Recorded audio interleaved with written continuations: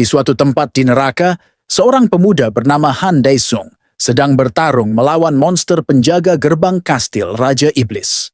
Di tengah pertarungan, Han Daesung berkata, "Kenapa kau tidak membuka gerbangnya dan mundur? Aku mungkin akan membiarkanmu hidup."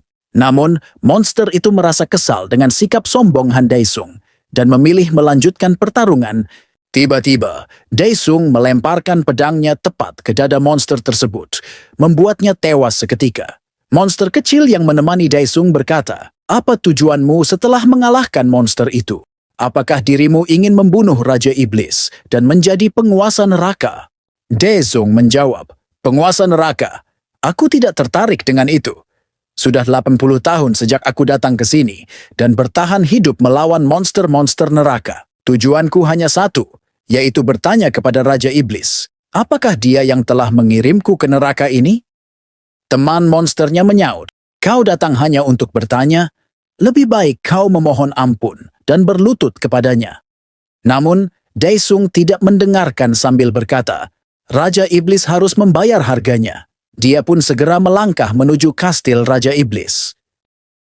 Namun tiba-tiba Daesung terbangun di sebuah rumah sakit.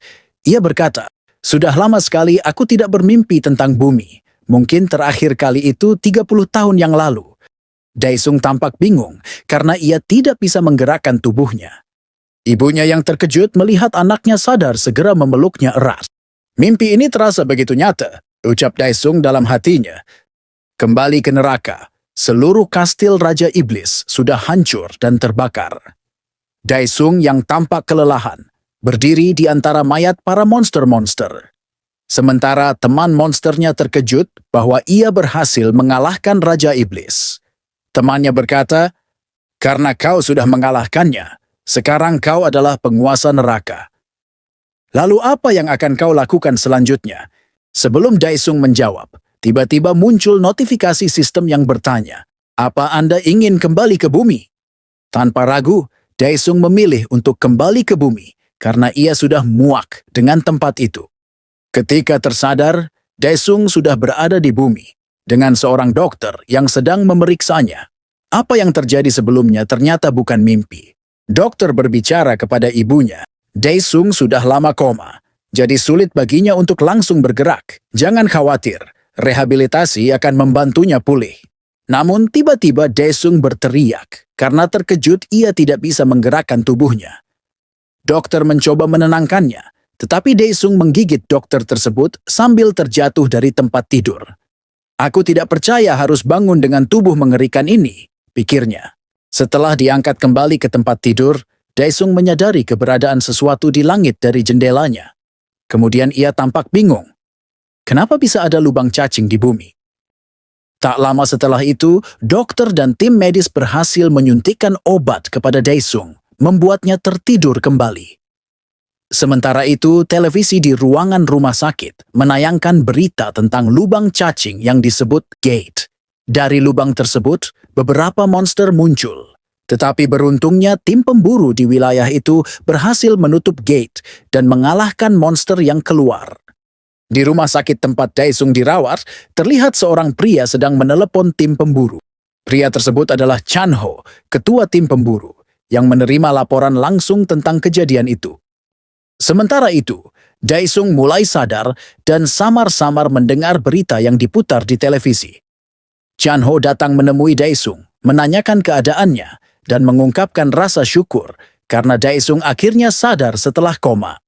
Daesung yang baru sadar sempat bingung dan tidak mengenali Chan Ho. Namun, tak butuh waktu lama baginya untuk menyadari bahwa pria itu adalah teman lamanya dari SMP. Chan Ho kemudian memberitahu Daesung bahwa dia telah tertidur selama 10 tahun. Dia juga bercerita bahwa pada hari kelulusan SMP 10 tahun lalu, Daesung yang sehat tiba-tiba pingsan dalam perjalanan pulang bersama Chan Ho. Sejak saat itu, Daesung tidak sadarkan diri hingga sekarang. Dalam hati, Daesung merenung, "Aku ada di neraka selama 80 tahun, tapi kenyataannya hanya 10 tahun berlalu di bumi." Ia merasa bersyukur karena waktu di bumi tidak sebanding dengan penderitaannya di neraka.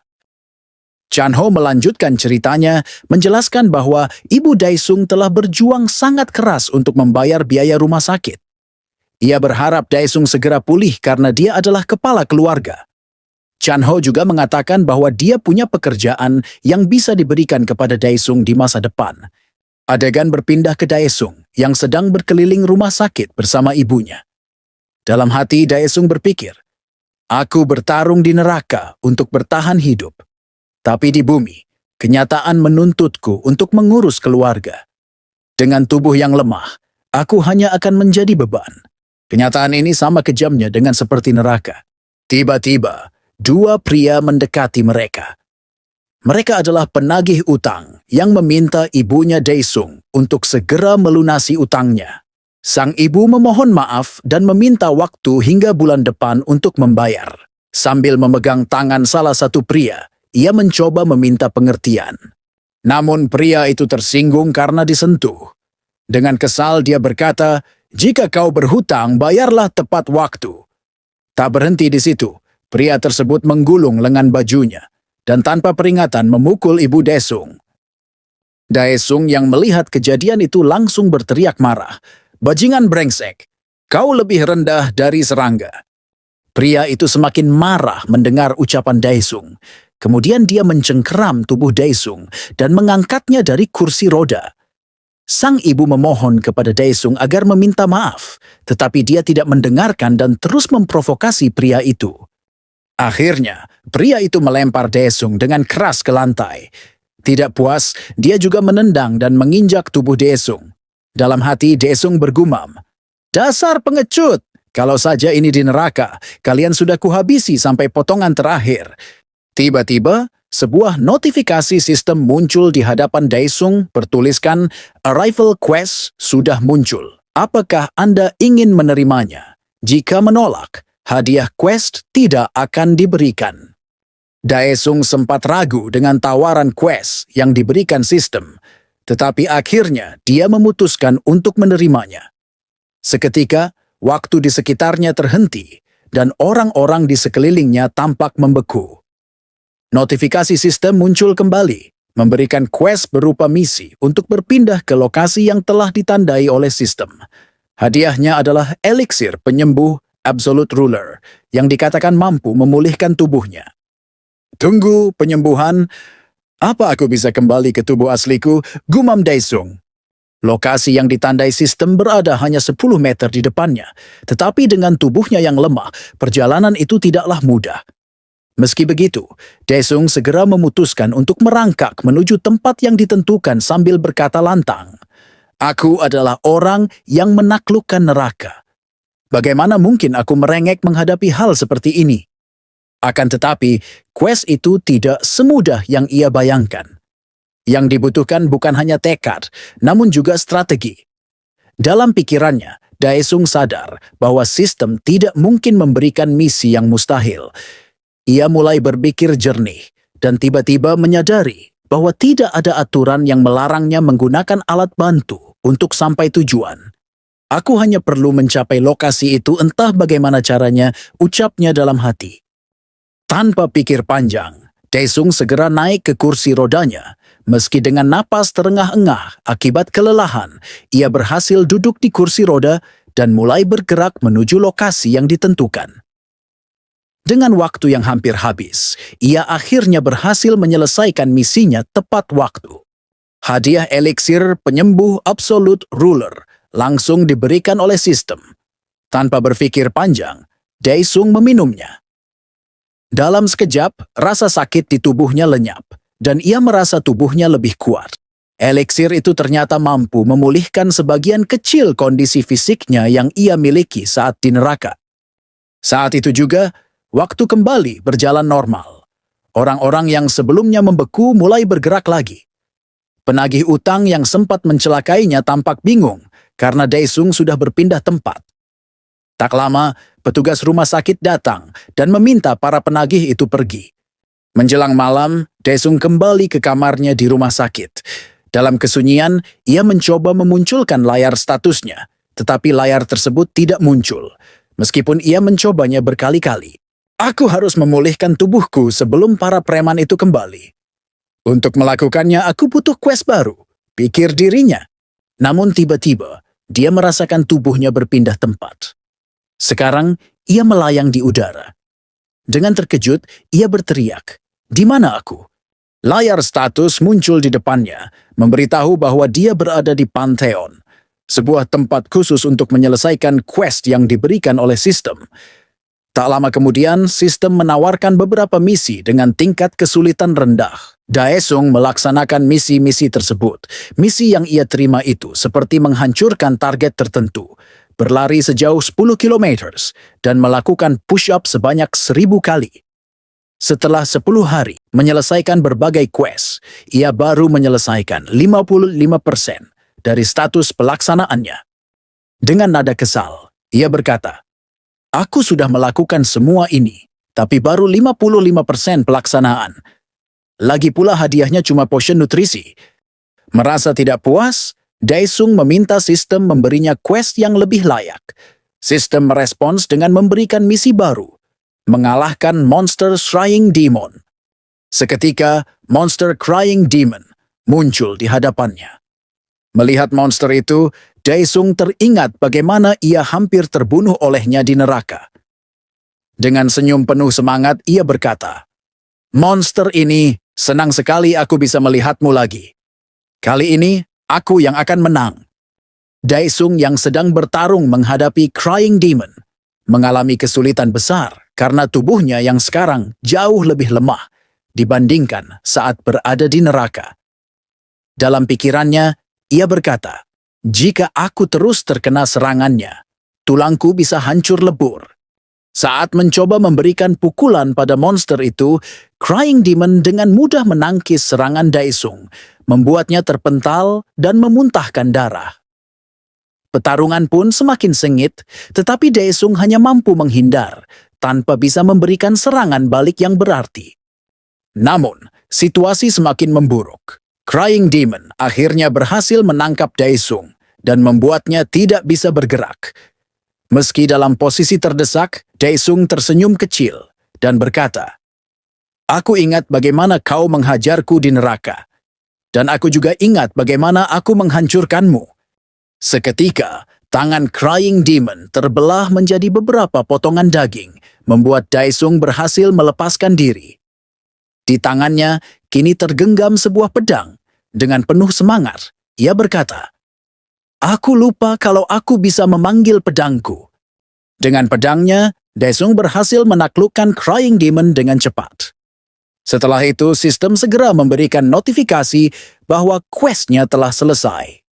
Kembali ke dunia nyata. Setelah menyelesaikan quest, Daesung kembali ke kamarnya di rumah sakit.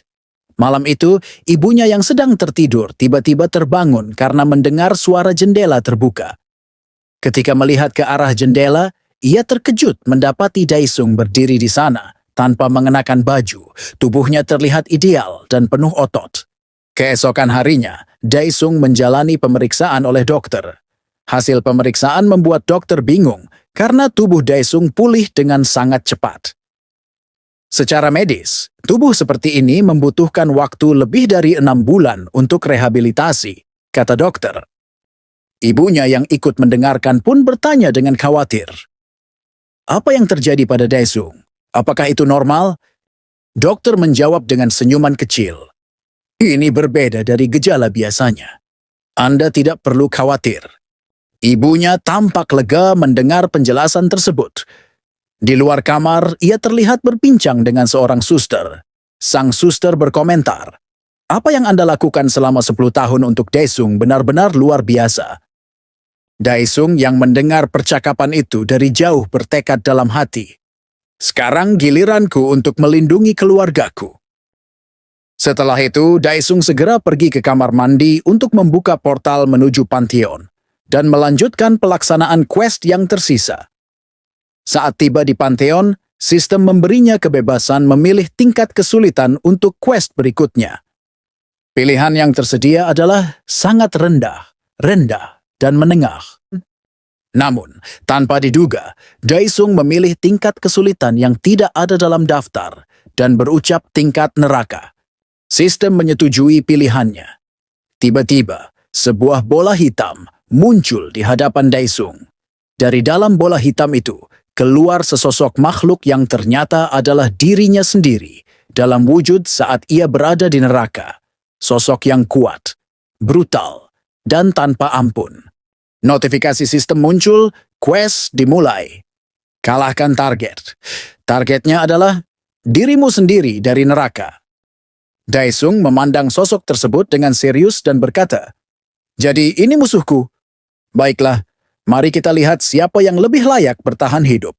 Daesung langsung menyiapkan pedangnya, bersiap menghadapi dirinya sendiri yang kini berdiri di hadapannya.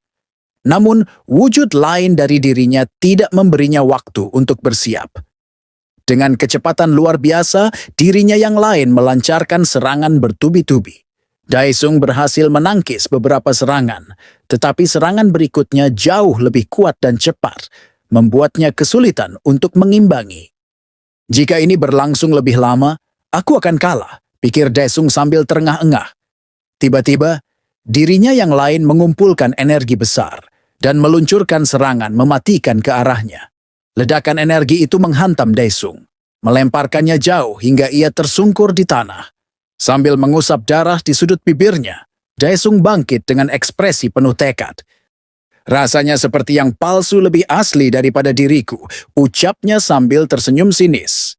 "Aku tidak suka itu dan kau akan mati di tanganku hari ini." Daesung mengaktifkan jurus Blood Naturalization. Aura darah yang pekat segera menyelimuti tubuhnya, membuatnya tampak seperti makhluk yang lahir dari peperangan. Saat dirinya yang lain kembali menyerang, Daesung dengan mudah menghindari serangan tersebut dan melancarkan serangan balasan yang memukul lawannya hingga terjatuh. Namun saat Daesung hendak menyerang untuk kedua kalinya, dirinya yang lain berhasil menghindar dan menjauh. Kali ini, ia mengaktifkan jurus Blood Naturalization yang sama, membuat pertarungan semakin seimbang. Keduanya terlibat dalam pertempuran sengit. Namun pada akhirnya, hanya Daesung yang terluka dan kelelahan. Sementara itu, tubuh Daesung yang ada di kamar mandi rumah sakit terlihat diam membatu karena jiwanya masih berada di panteon. Seorang petugas kebersihan yang kebingungan melihat pintu kamar mandi yang tidak bisa dibuka padahal tidak terkunci, berencana mengambil kunci cadangan. Namun, sebelum sempat membuka pintu, temannya datang dan memintanya untuk pergi ke lantai 3 untuk menangani hal lain. Keduanya pun pergi bersama, membuat keberadaan tubuh Daesung tetap tersembunyi dari orang lain. Kembali ke panteon, Daesung yang tergeletak di tanah berkata dengan suara lirih, "Aku tidak bisa melawannya seperti ini. Jika aku kalah, semua usahaku sejauh ini akan sia-sia." Ia berpikir keras, mencari cara untuk mengalahkan dirinya sendiri. Kemudian, sebuah ide melintas di benaknya. Dengan senyum jahat yang muncul di wajahnya, Daesung membuka inventory system. "Kita lihat siapa yang akan tertawa di akhir," ucapnya, dengan nada yang penuh percaya diri. Yang diambil dari inventory adalah item hadiah yang didapatnya setelah menyelesaikan quest, berupa potion nutrisi yang dapat mengembalikan stamina dan kesehatan sebesar 20%. Ia berkata bahwa ia membutuhkan 5 botol untuk melanjutkan pertarungan. Setelah meminum potion pertama, tiba-tiba dirinya yang lain dengan cepat menyerangnya saat lengah.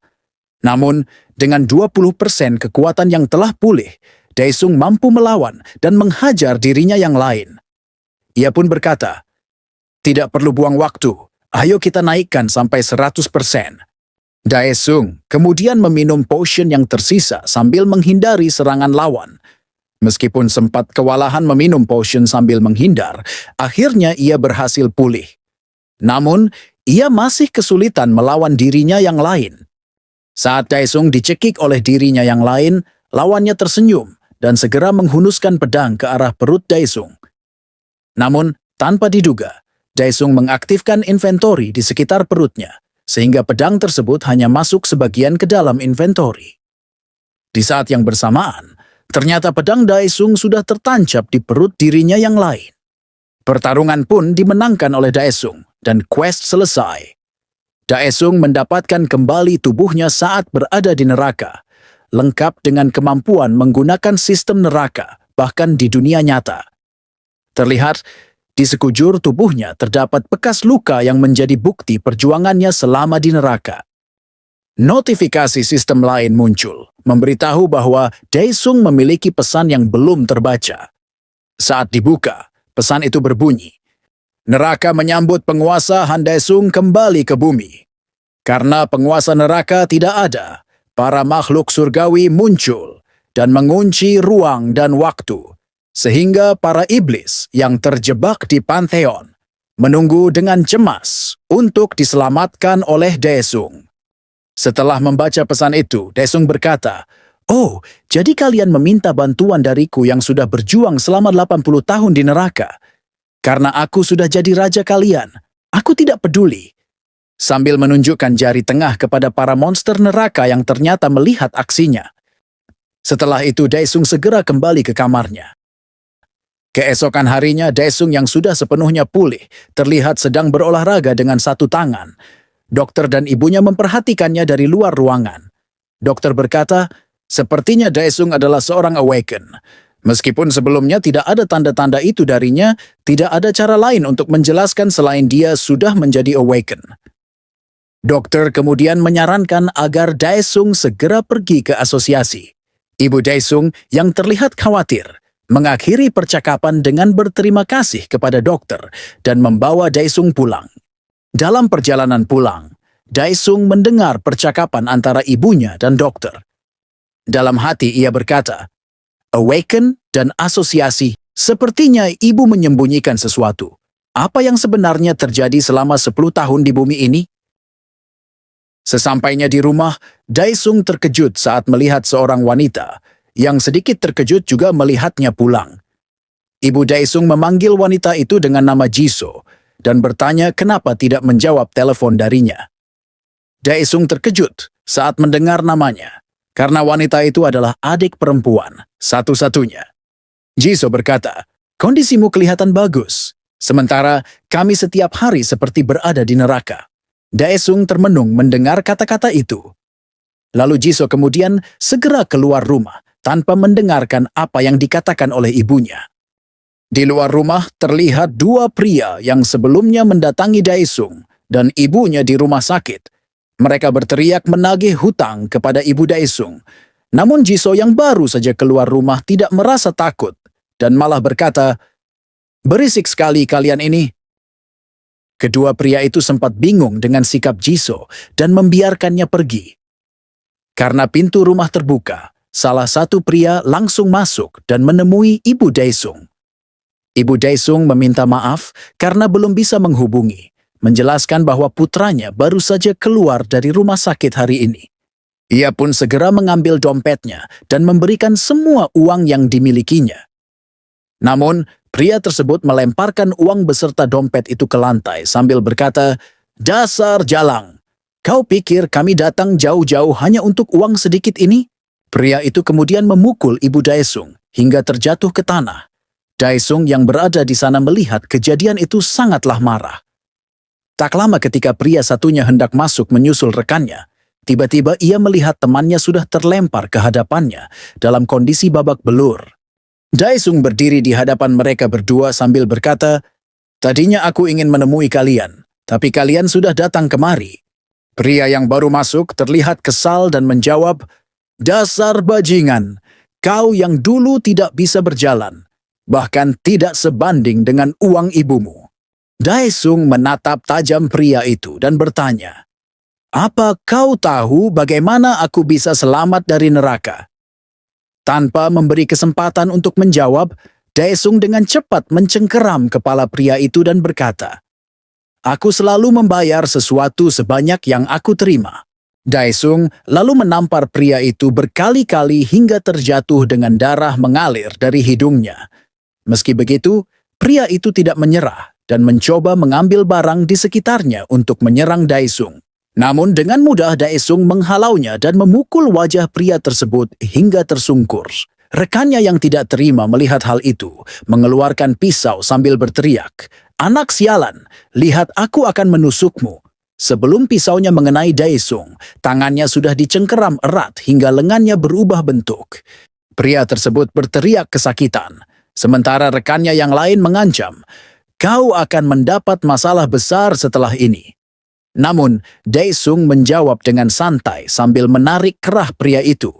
Ada satu cara agar terhindar dari masalah, yaitu dengan membunuh kalian semua. Saat Daesung hendak melanjutkan serangannya, ibunya berteriak histeris, meminta Daesung untuk menghentikan perbuatannya.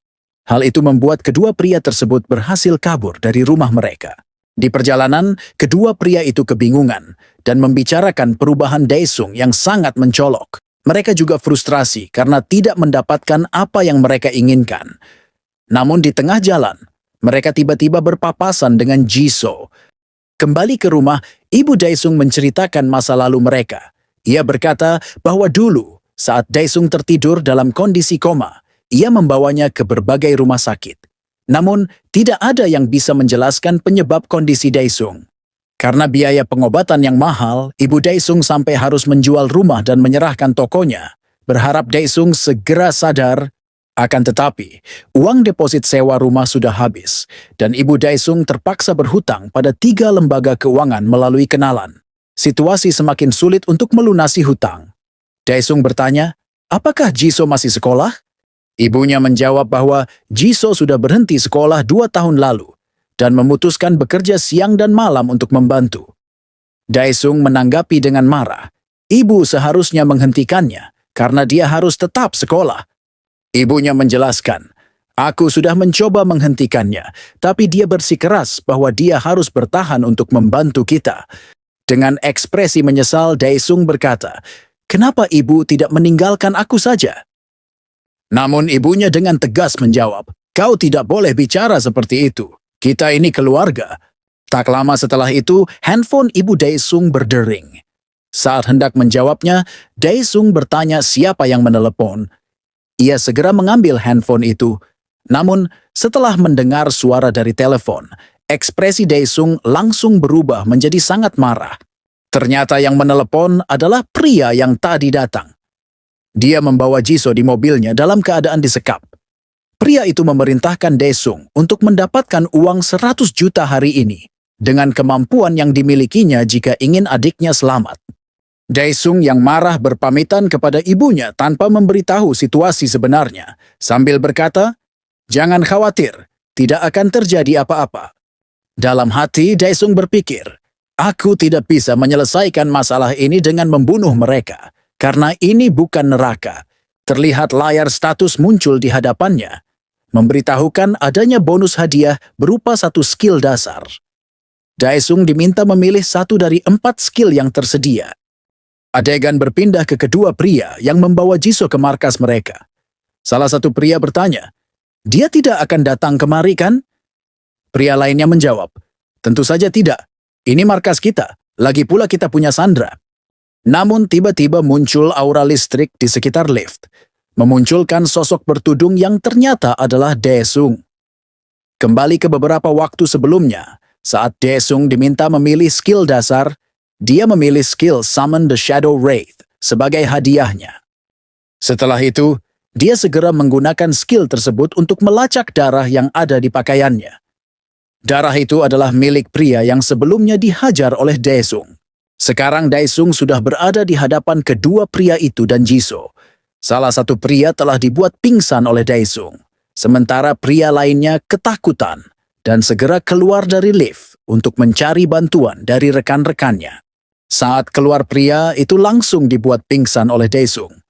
Namun di luar lift ternyata sudah ada sekumpulan orang yang melihat kejadian itu. Tentu saja itu tidak menyulitkan Daesung. Tak butuh waktu lama, orang-orang di markas itu dibuat terkapar oleh Daesung, seorang diri.